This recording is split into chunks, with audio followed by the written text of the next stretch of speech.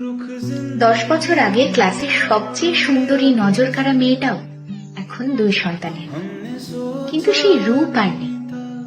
সব পরীক্ষায় নকল করে পাশ করা ছেলেটিও এখন বিসিএস ক্যাডার। ক্লাসের পড়াশোনায় সবচেয়ে বেশি সময় ব্যয় করা ছেলেটিও এখন বেকার ঘুরছে।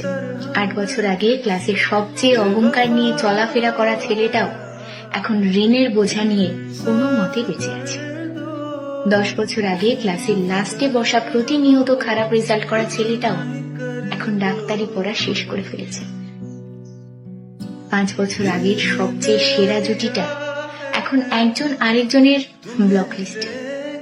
7-8 বছর ধরে নিজের ইচ্ছা মতো একের পর এক প্রেম করা মেয়েটিও এখন নিজের অনিচ্ছায় অপছন্দের মানুষের সাথে সংসার করছে। কখন কার কপালে কি ঘটে তা আগে থেকে জানা সম্ভব নয়। আপনি আমি হয়তো সময়কে নিজের মতো করে চালাতে পারবো, কিন্তু সময় সব সময় আপনার আমার ইচ্ছে মতো চলবে এমন আশা করাটা ভুল।